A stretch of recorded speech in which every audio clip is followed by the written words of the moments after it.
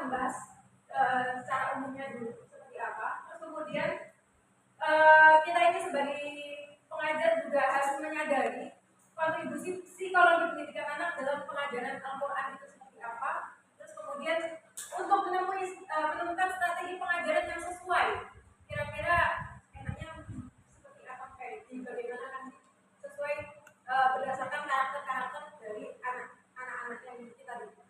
Terus kemudian yang terakhir yaitu mengenali tantangan dan solusi praktis dalam mendidik anak. Yang pertama yaitu pengertian dari psikologi sendiri. Psikologi itu asal katanya dari bahasa Yunani, yaitu dari apa bacanya? Bukan psiko ya, bukan psycho. Psycho nanti beda lagi. Psiko yaitu maknanya jiwa. Yang kedua adalah logos. Logos itu ilmu pengetahuan. Jadi kalau psikologi itu berarti hal yang mempelajari tentang kejiwaan. Kalau secara umum ada juga yang mempelajari tentang kejiwaan. Itu bisa anak-anak, bahkan sampai orang dewasa sekalipun. Kalau dari beberapa pengertian di beberapa tokoh itu memberikan definisi terhadap psikologi itu, kalau menurut Plato dan Aristoteles, siapa sih Plato? Ilmuwan filsafat. Ini beliau itu kalau paling ahli dalam membuat definisi biasanya. Menurut beliau berdua ini, psikologi yaitu pengetahuan yang mempelajari tentang hakikat jiwa serta prosesnya sampai akhir. Karena memang psikologi ini ilmu yang sangat dinamis. Jadi untuk mempelajarinya itu tidak hanya dalam sekelebat mata. Jadi ada prosesnya yang harus dilalui. Terus kemudian dari Wilhelm Wundt, beliau ini memberikan definisi bahwasanya psikologi itu merupakan ilmu pengetahuan yang mempelajari berkaitan dengan pengalaman-pengalaman yang timbul dalam diri manusia. Pengalaman, karena memang kalau Wilhelm ini dia tipe praktisi. Jadi beliau itu mendefinisikan psikologi itu sebagai sebuah pengalaman yang timbul dari diri manusia seperti apa? Penggunaan panca indera, pikiran, perasaan, dan kehendak. Yang selanjutnya yaitu Berliner. Dua orang ini beliau berdua mendefinisikan bahwasanya ilmu psikologi merupakan ilmu yang mempelajari tentang gejala-gejala. Jadi psikologi itu ada gejalanya, bukan kok tiba-tiba ada. Jadi bisa dipelajari dulu. Kayak misalkan kok tiba-tiba kenapa? Kok misalkan Ustaz Lukman kok kelihatannya cemberut aja dia gitu. Nah, gimana istrinya?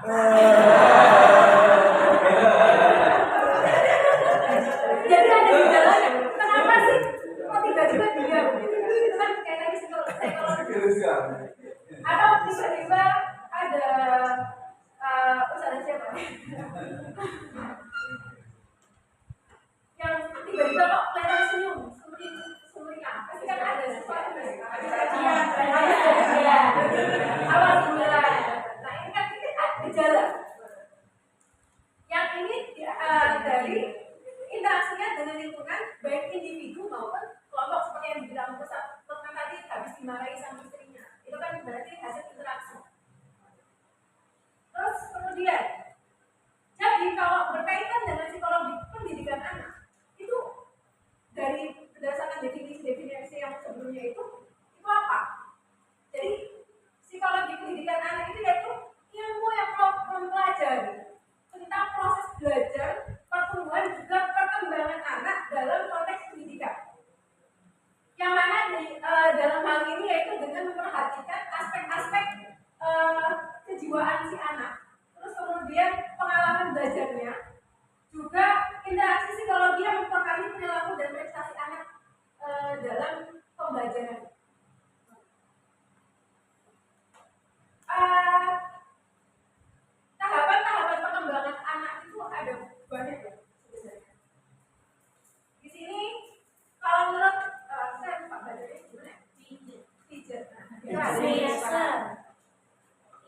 Pijet, menurut pijet ini ada dua tahap. Yaitu yang pertama usia 4 sampai 7 tahun. Nah, ini usia pencarian. Dia ini biasanya disebut dengan pra-operasional. Belajarnya itu biasanya melalui simbol-simbol. Nah, ini kan kalau di kita di Taktila itu pakai apa? Ada alat peraga. Nggak bisa langsung dikasih tulisan. Oh, baca. Mau dibaca. Itu kan belum bisa.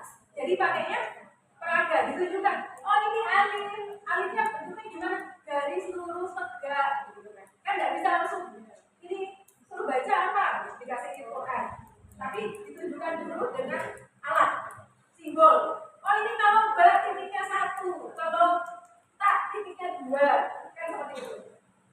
Jadi dia menggunakan simbol, terus kemudian cerita. Biasanya senang diceritain. Terus dia ada imajinasinya sendiri. Kadang kalau melihat anak usia 4 tahun sampai 7 tahun itu, kita kadang nggak relate.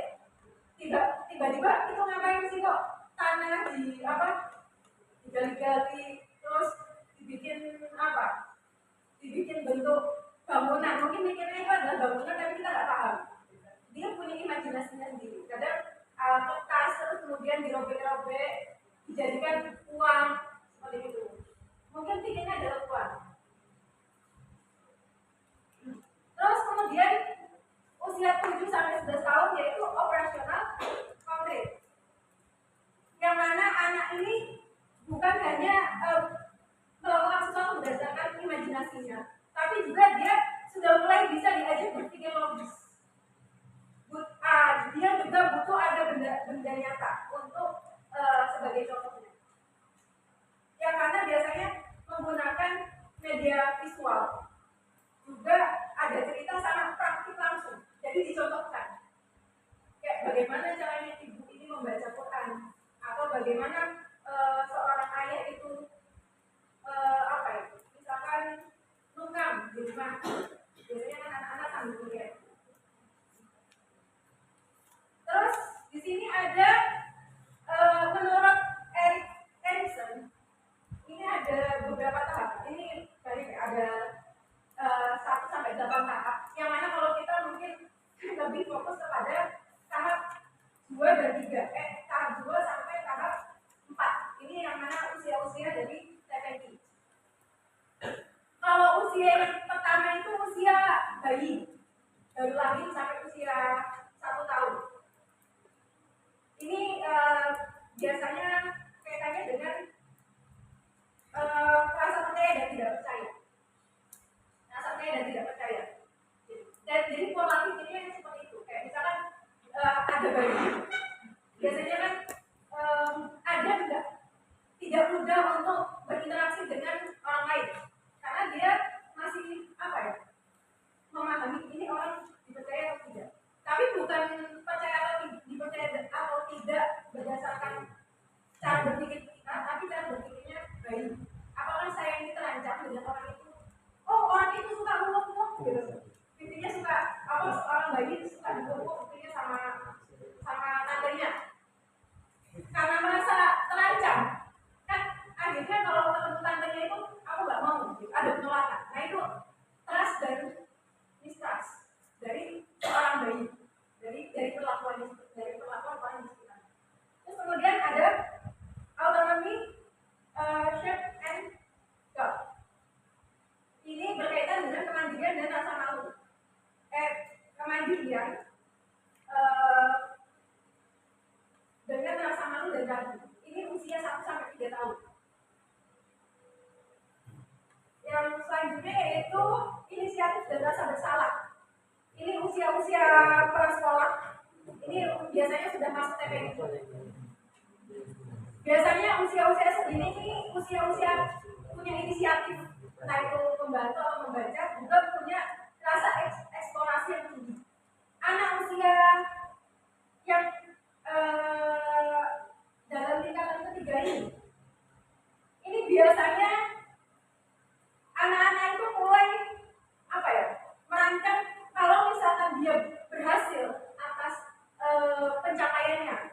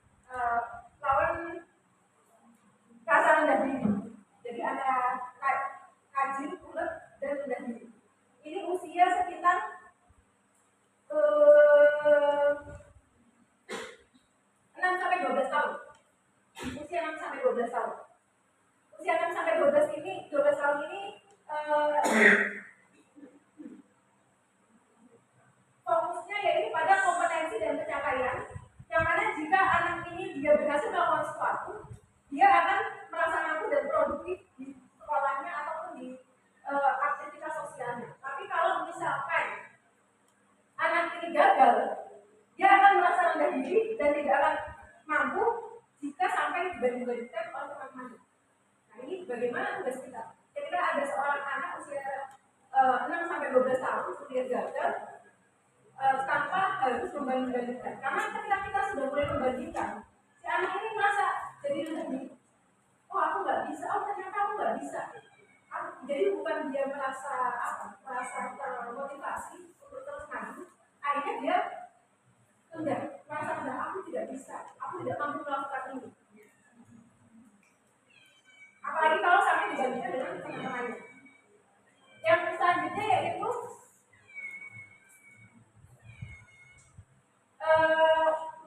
yang usia yang tahap kelima ini terkait dengan identitas diri dan kebingungan perannya. Ini usia 12 sampai 18 tahun, tapi sudah tidak masuk TPG. Yang usia selanjutnya adalah usia orang tua, dewasa muda, sampai usia lansia. Itu usia lansia adalah usia yang paling atas. Terus kemudian tahapan dalam perkembangan anak. Ini ada dua. Yang pertama itu perkembangan emosional dan sosial. Yang mana dalam tahapan ini anak itu butuh pengakuan, perhatian dan rasa aman. Juga adanya hubungan yang suportif antara guru dan anak-anak didiknya, sehingga ini bisa mempengaruhi motivasi anak. Jadi seorang guru itu jangan sampai kita itu sudah anak tidak bisa, terus kemudian malah semakin dijatuhkan atau dibandingkan dengan anak yang lain. Itu loh si A dia sudah ngajinya sudah sampai mana? Sudah sampai jilid 6, kok kamu masih jilid 2? Kita tidak, karena memang kemampuan tiap anak itu beda. Nah, ketika kita menghadapi anak yang mungkin kemampuannya berbeda ini, itu bagaimana? Bagaimana? Apa yang harus dilakukan? Nah ini tantangan-tantangan kita sendiri. Karena memang selain orang tua, bagaimana guru menyikapi kemampuan anak-anak didiknya ini juga sangat mempengaruhi sisi emosional dan sosialnya si anak. Kalau di rumah dia tidak ada tidak ada dukungan dari orang tua, terus kemudian di sekolah dia dibanding-bandingkan dengan teman-temannya yang lebih bisa mungkin, itu dia akan merasa semakin terisolir dari sosialnya. Dia akan sulit untuk mengembangkan diri karena itu tadi dia merasa sudah tidak bisa secara emosional. Terus kemudian perkembangan yang selanjutnya yaitu perkembangan kognitif, yang mana ada masa-masa TPQ ini merupakan fase emas bagi pembentukan nilai dan iman. Jadi di sini pembentukan dasar akidahnya anak-anak, juga nilai-nilai karakter pada diri anak. Ini fase-fase emasnya usia-usia TPQ ini. Jadi mulai dilatih bagaimana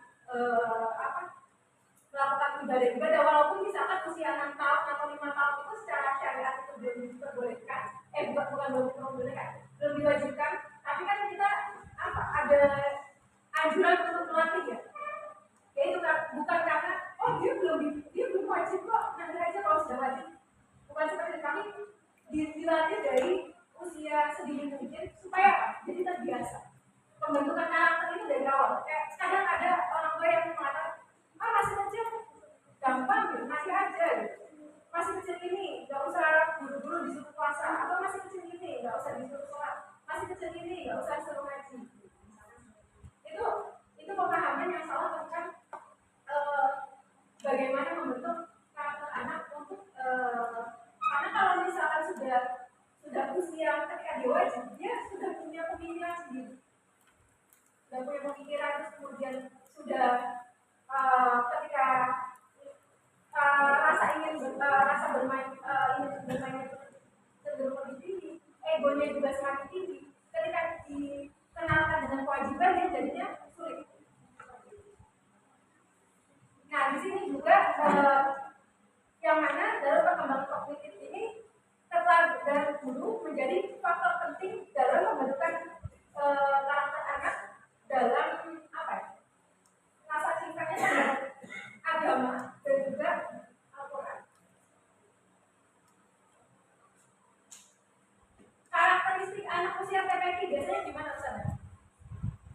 pelayanan. Terus manisan. Terus apa lagi? Juga. Cari perhatian. Terus apa lagi? Ya, suka lari-lari. Suka cerita. Suka cerita itu suka diceritain. Atau kalau saya tujuannya anak MTS, tidak laki-laki.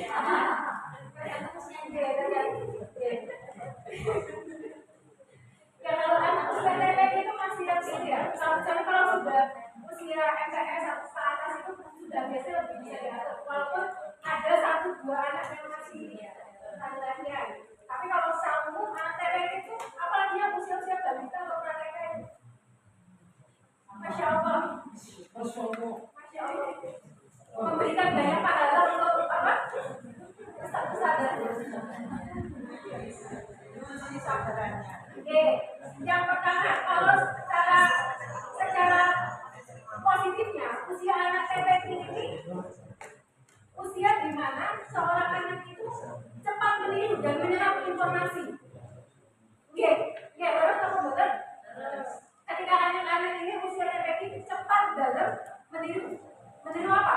Meniru tingkah lakunya, meniru tingkah laku orang tuanya dan orang-orang di sekitarnya. Pasti kalau dicontohin, dikasih contoh, dia bilang itu apa? Tapi kalau disuruh itu susah. Karena anak itu lebih mudah untuk melihat apa? Visualnya. Seperti misalkan sholat atau ngaji. Di rumah sering lihat orang tuanya ngaji. Terus lama-lama kan ibu atau bapak kok sering belajar apa sih itu? Anak penasaran. Karena melihat dicontohin, dikasih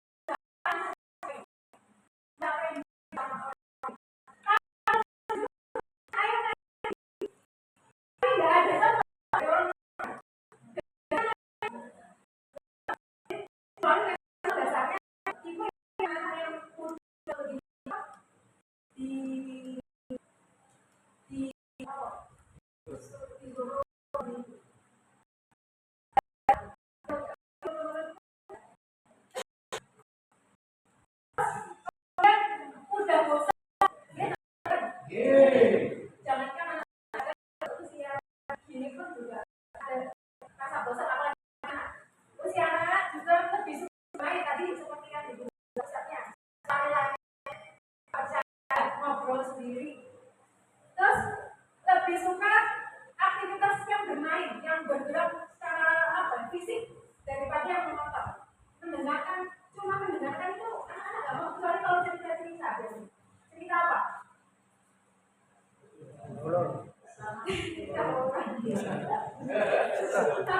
tapi benar, anak-anak kecil itu kadang suka minta diceritain monolog. Habis itu nanti ke kamar mandi minta ditemani. Tapi mereka suka. Yang penting cerita sesuatu yang mungkin mereka nggak pernah dengar sebelumnya. Terus kemudian anak tadi seperti yang dibilang Ustazah, bahwasanya anak-anak cewek itu masih senang perhatian, cari perhatian. Nah itu